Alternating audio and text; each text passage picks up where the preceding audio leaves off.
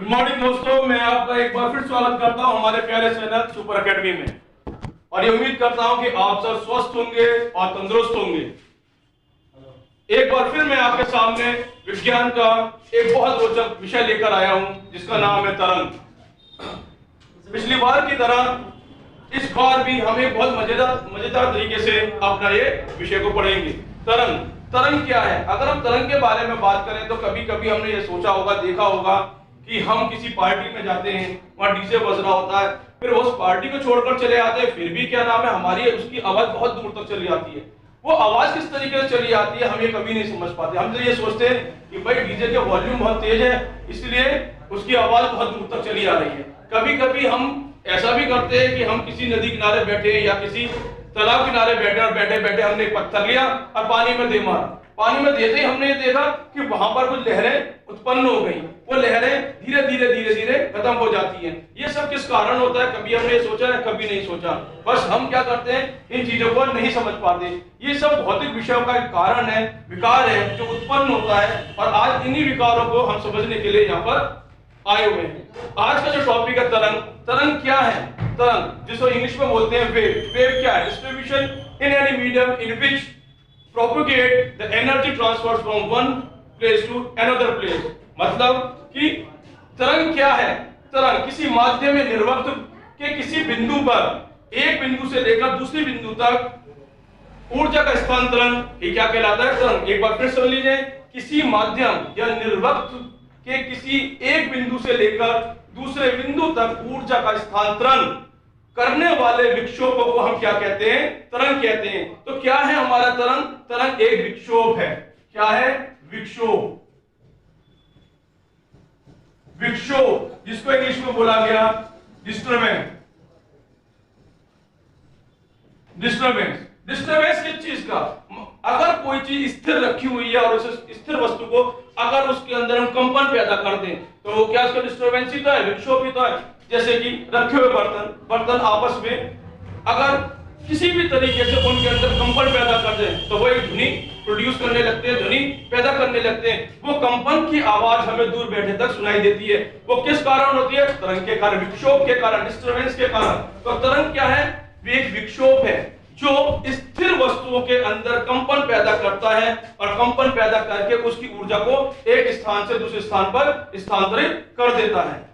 तो हम क्या कह सकते हैं? इन शॉर्ट में तरंग को क्या बोल सकते हैं कि सिर्फ यह एक विक्षोभ है, डिस्टर्बेंस है जो कि एक स्थिर चीजों के अंदर क्या करता है? कंपन पैदा करता है और उसे एक माध्यम से दूसरे माध्यम या एक जगह से दूसरी जगह तक पहुंचा देता है। या हम ये भी कह सकते हैं कि तरंग पदार्थ या द्रव्य में उत्पन्न एक प्रकार का विक्षोभ है। मतलब कि द्रव्य माने पानी, पानी से ताल्लुक रखते हुए जितनी भी चीजें सब द्रव या किसी पदार्थ के अंदर पैदा होने वाला विक्षोभ है जो वास्तविक भौतिक स्थानांतरण में ऊर्जा को क्या करता है? एक जगह से दूसरी जगह तक पहुंचा देता है। तो वेव कितने तरीके का होता है? How many types of wave? तो waves are of two type. First mechanical wave, second electromagnetic wave. Types of wave. तो वेव कितने तरीके का होता है? Mechanical wave and electromagnetic wave. Mechanical wave को हम हिंदी में क्या कहते हैं? यांत्रिक तरंगे। यांत्रिक तरंगे। और इलेक्ट्रोमैग्नेटिक वेव को हम क्या कहते हैं? वैद्युत चुंबकीय।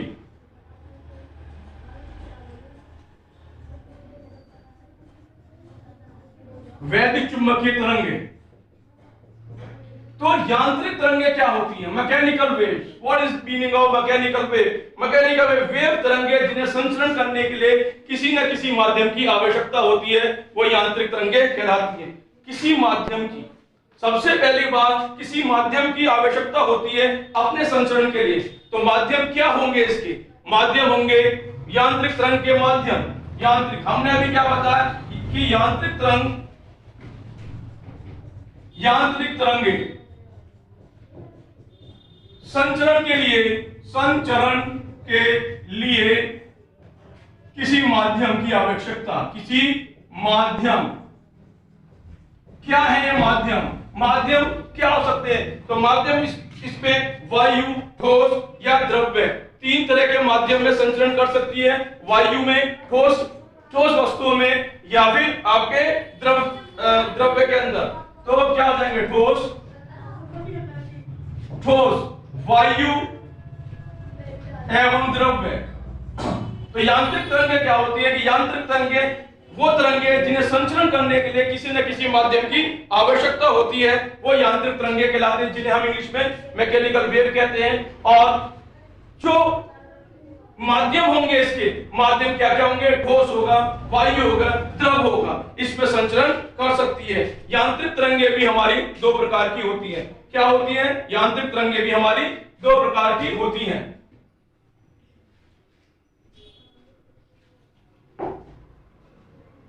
यांत्रिक तरंगें दो प्रकार की होती हैं। सबसे पहली बात, चलिए एक बार फिर देखते हैं यांत्रिक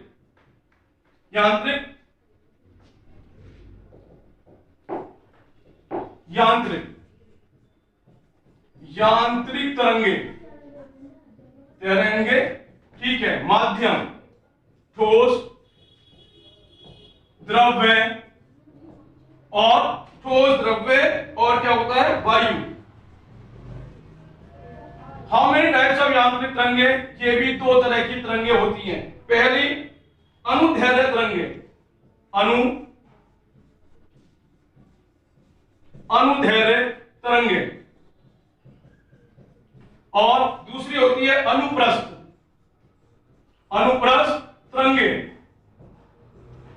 अनुप्रस्थ तरंगे, अनुदैर्घ्य को हम इंग्लिश में कहते हैं लॉन्गिट्यूडनल, LONGITUDIONAL, लॉन्गिट्यूडनल वेव।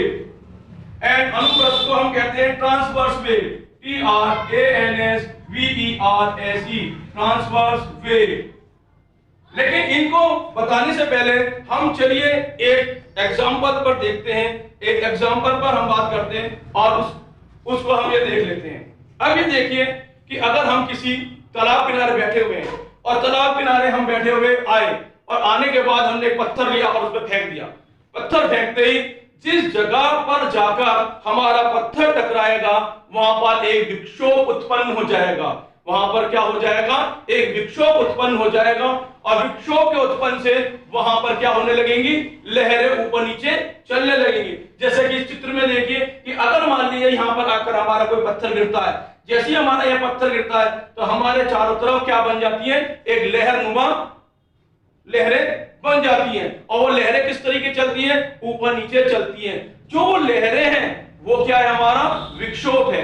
वो लहरें हमारा क्या है? विक्षोभ है। आइए आगे चलते हैं, तो यांत्रिक तरंगों में हमने यही देखा कि वह तरंग जिसे किसी न किसी माध्यम की जरूरत पड़ती है अपने संचरण करने के लिए, वो यांत्रिक तरंगे होती हैं। और यांत्रिक तरंगे दो तरीके की होती हैं, अनुदैर्घ्य तरंगे लॉन्गिट्यूडनल वेव, और हमारी अनुप्रस्थ तरंगे हमारी ट्रांसवर्सल वेव। अब सवाल उठता है कि अभी हमने एक पिक्चर देखी, उस पिक्चर के अंदर हमने ये देखा कि लहरें ऊपर नीचे जा रही हैं। जैसे कि ये हमारे यहां पर पत्थर गिरा, इसके चारों तरफ क्या बन रही है? लहरें बन रही है। ठीक है, ये लहरें बन रही है, यही क्या है? आपके विक्षोभ। क्या है ये? विक्षोभ। क्या है हमारा? ये विक्षोभ है। अभी विक्षोभ जो चलते हैं ऊपर नीचे चलते हैं। जैसे जैसे हमारे विक्षोभ आगे बढ़ते हैं, जैसे जैसे विक्षोभ हमारे आगे बढ़ते हैं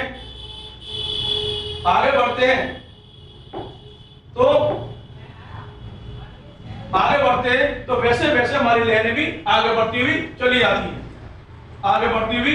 जाती हैं, तो जब हमारी लहरें आगे बढ़ती हुई चली जाती है तो इसका मतलब भाई वेव क्या कर रहा है? Wave in motion. वेव क्या कर रहा है? मोशन। विक्षोभ जब धीरे धीरे आगे बढ़ रही है तो वेव क्या कर रहा है? मोशन। तो यहां पर क्या आया कि जब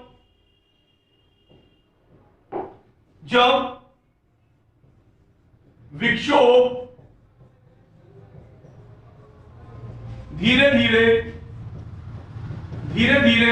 आगे बढ़ता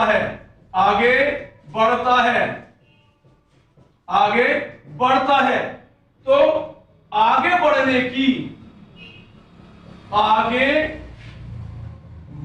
की प्रक्रिया को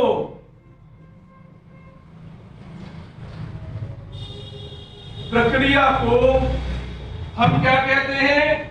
तरंग गति। प्रक्रिया को क्या कहते हैं? तरंग गति कहते हैं। और तरंग गति क्या होता है? Wave motion.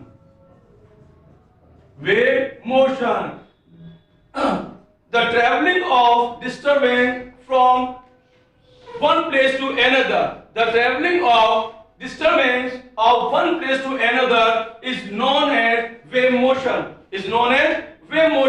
And in Hindi, जब विक्षोभ धीरे धीरे आगे बढ़ता है, आगे बढ़ने की प्रक्रिया को हम क्या कहते हैं? तरंग गति कहते हैं। ये क्या है? अब जैसे जैसे पत्थर यहाँ पड़ा, यहाँ होता चला गया, फिर यहाँ बढ़ता चला गया, यहाँ होता चला गया, एंड देन यहाँ होने के बाद ये धीरे धीरे बढ़ता हुआ चला जाएगा। और यही विक्षोभ बढ़ने की प्रक्रिया को हम क्या कहते हैं? आपके वेव मोशन कहते हैं। अंडरस्टैंड? तो अभी तक हमने ये जाना। अब सवाल ये उठता है कि हमारे विक्षोभ किस तरीके से चल रहे हैं। तो हम ये देखते हैं कि किस तरीके से, अगर हम इस पिक्चर में देखें तो हमारी जो लहरें हैं वो कुछ इस तरीके से चल रही हैं। अब यहां से लेकर यहां तक अगर हमारी वेव ऊपर तक आती है, मतलब यहां से लेकर यहां तक, तो इसको हम क्या कहते हैं? क्रस्ट बोलते हैं। क्रस्ट बोलते हैं। और जब ये नीचे की तरफ आती है और नीचे की तरफ आते हुए नीचे मैक्सिमम डिस्टेंस तक जाती है, तो इसको हम क्या कहते हैं? ट्रफ बोलते हैं। हिंदी में ये हमारा क्या कहलाता है? भ्रंग। और ये हमारा क्या कहता है? गत। भ्रंग गति और गत गति हम इसको बोलते हैं। तो अब भ्रंग गति और तरंग गति क्या होती है, आइए हम इसके बारे में जानते हैं। तो भ्रंग गति,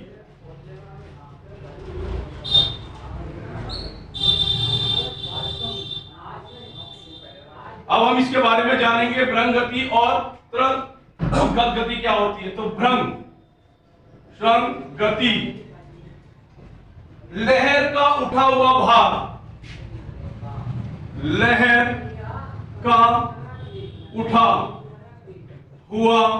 भाग क्या कहलाता है? क्रस्ट कहलाता है, मतलब कि भ्रंग गति कहलाता है। भ्रंग गति कहलाता है। और क्रस्ट क्या होती है? मतलब कि ये क्या है? क्रस्ट ही तो है। क्रस्ट क्या होती है? हमारी लहर का उठा हुआ भाग, मतलब लहर जब इस तरीके से चल रही होगी, उठी हुई चल रही होगी, यहां पर भी ऐसे और यहां पर भी ऐसे आएगी, तो वो क्या भाग कहलाएगा? हमारा क्या नाम? ठीक है, तो क्या नाम है? हमारा क्या कहलाएगा? भ्रंग गति कहलाएगा। अब हमारा गत गति क्या है?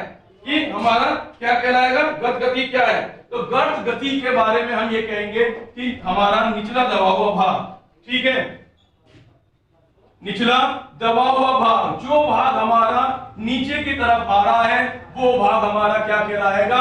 थ्रो। तो TROUGH मतलब कि गर्त गति। गर्त गति क्या है?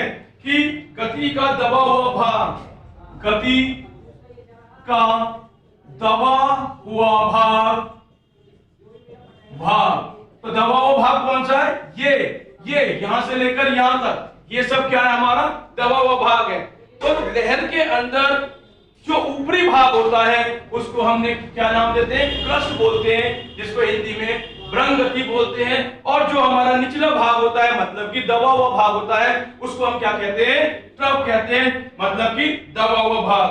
तो इसमें अब यही नहीं, अब यहां से लेकर यहां तक की दूरी क्या होती है? यहां से लेकर यहां तक की दूरी क्या होती है? तो ये क्या होती है? वेवलेंथ, जिसको हम कहते हैं तरंग दैर्ध्य। वेवलेंथ क्या कहते हैं? तरंग दैर्ध्य।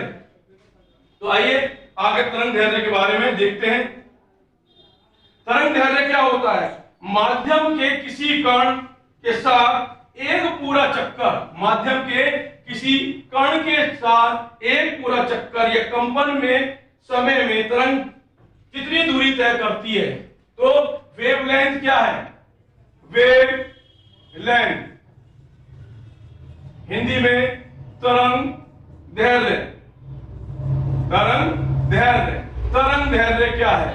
किसी माध्यम में, माध्यम के किसी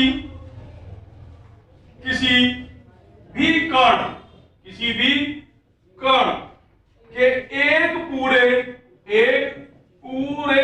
चक्कर या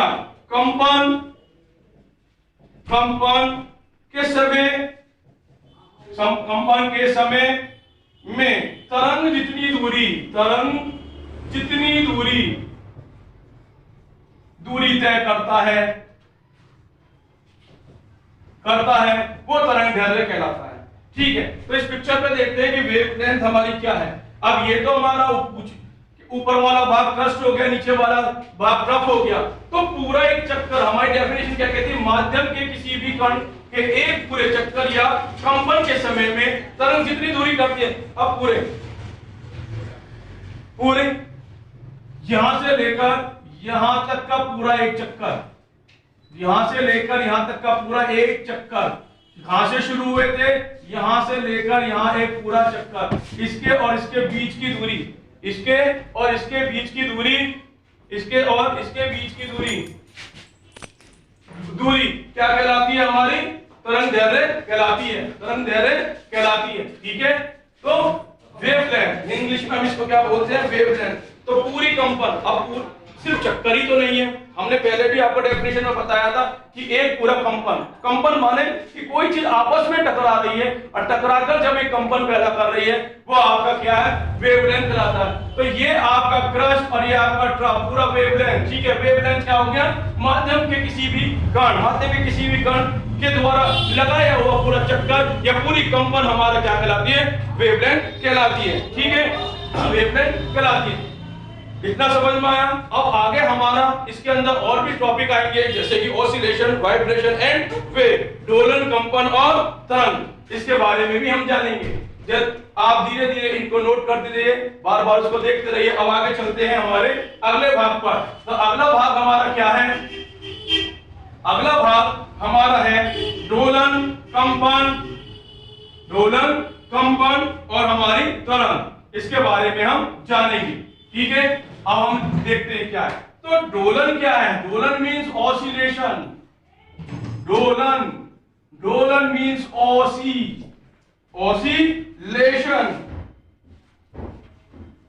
ऑसिलेशन और कंपन मतलब वाइब्रेशन। दोलन क्या है? दोलन गति, सबसे पहला टर्म आता है दोलन गति क्या होती है? ऑसिलेशन क्या होता है? यदि कोई पिंड अपने समव्य स्थिति के दोनों ओर इधर उधर गति करता है, कहने का मतलब क्या है? जब कोई पिंड अपनी साम्य स्थिति में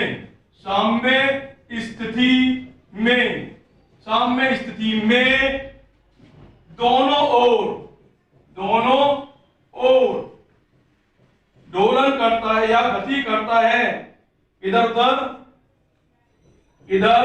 उधर गति करता है। जब कोई पिंड अपनी साम्य स्थिति, देखिए दोस्तों, सबसे पहले आप ये समझ लीजिए कि ऑसिलेशन है क्या।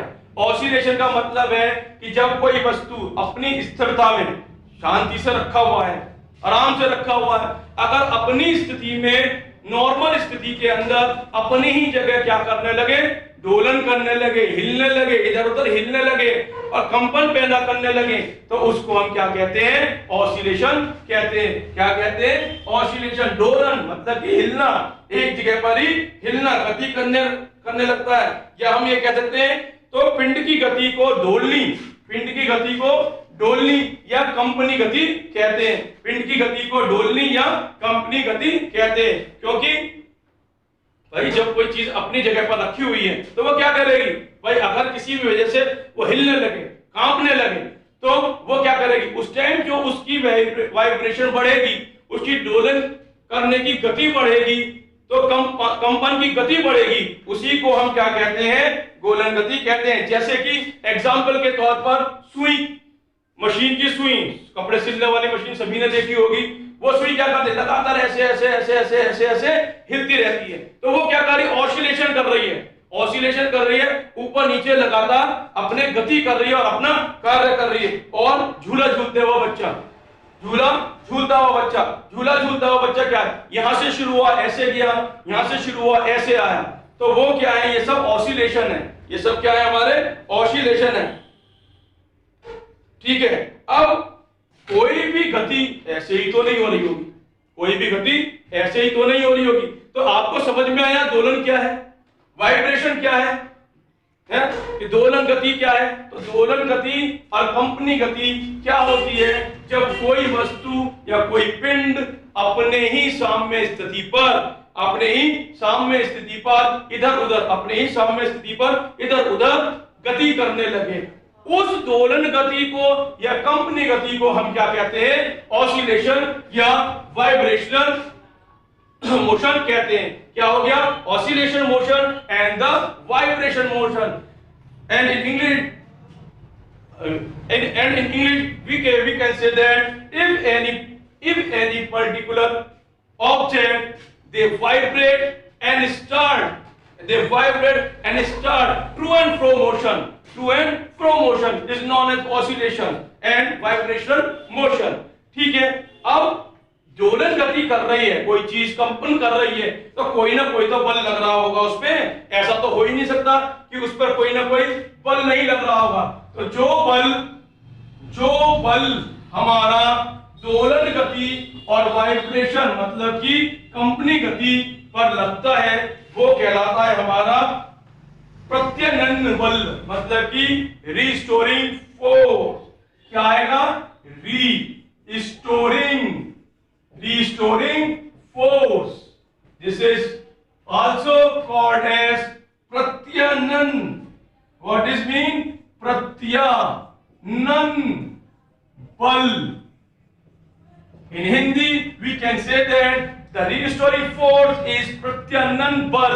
What is pratyanan bal या what is restoring force? दोलन करती हुई वस्तु पर एक जैसा बल कार्य करता है, दोलन करती हुई वस्तुओं पर एक जैसा बल कार्य करता है, मतलब कि बल न कम होता है न घटता है, बल न कम होता है न घटता है।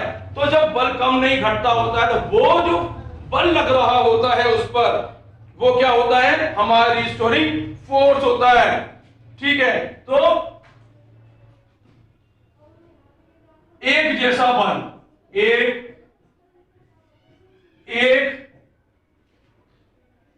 जैसा बल, एक जैसा बल, एक जैसा बल दोलन गति पर लगता है, लगता है और जिसकी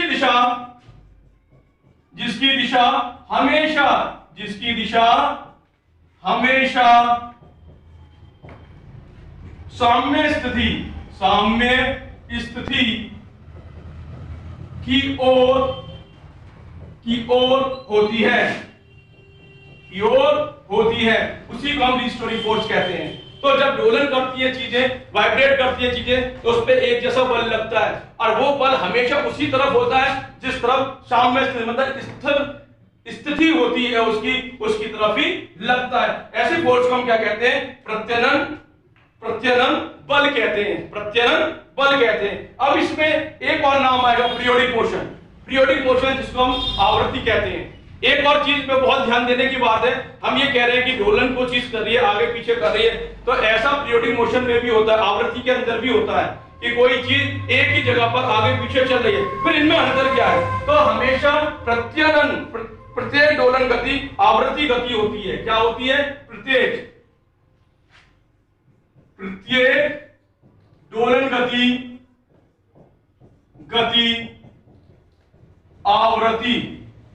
आवृत्ति गति होती है।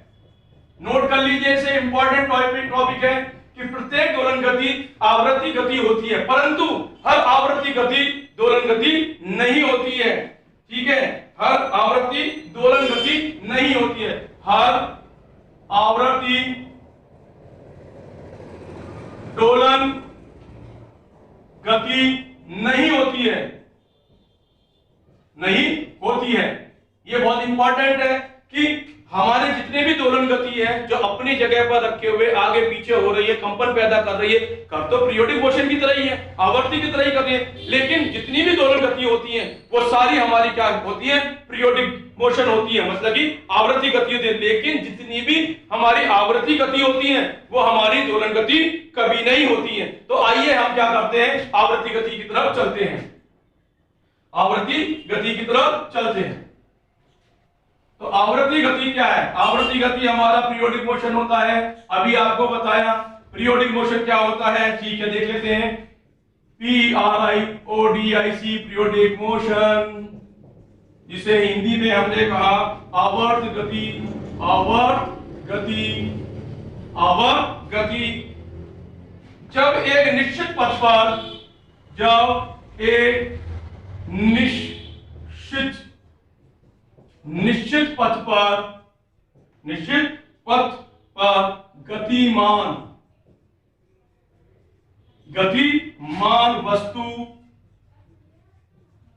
वस्तु जब एक निश्चित समय अंतराल पर, जब एक निश्चित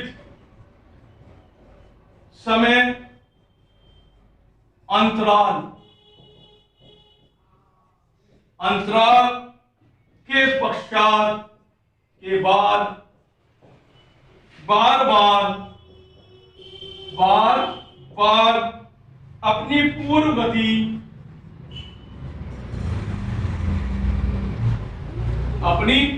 गति को दोहराती है,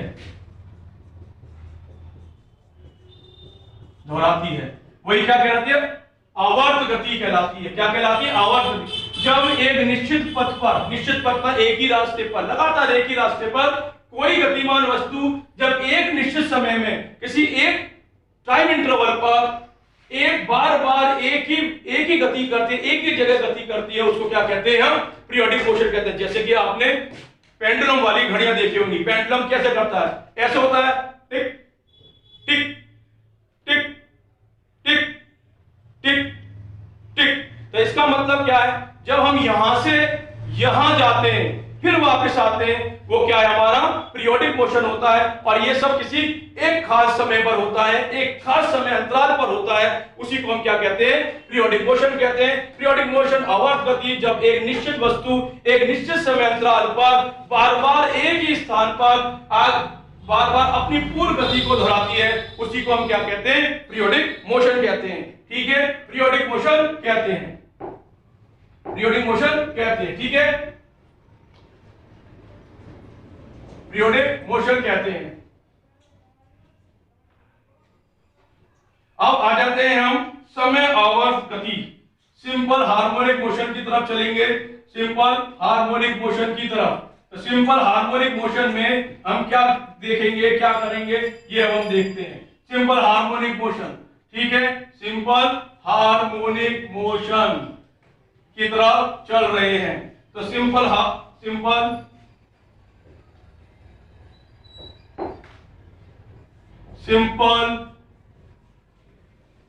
हार्मोनिक मोशन, जिसको हम कहते हैं सरल आवर्त गति, आवर्त गति, जिसका नाम है। ये एक प्रकार की खास तरह की हमारी क्या होती है, दोलन गति होती है, जिसमें गति करते हुए पिंड पर कार्यरत, जिसपे गति करते हुए पिंड पर कार्यरत प्रत्यानयन बल इसमें त्वरण स्थिति को पैदा कर देता है, त्वरण स्थिति को पैदा कर देता है और उस स्थिति के कणों के विस्थापन को के अनुक्रमणानुपाती हो जाता है।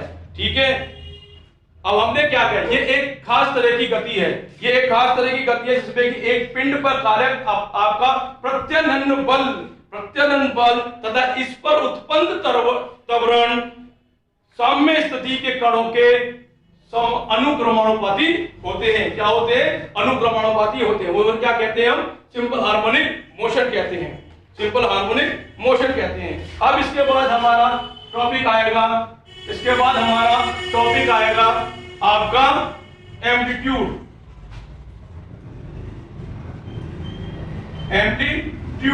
एम्पलीट्यूड क्या होता है, आयाम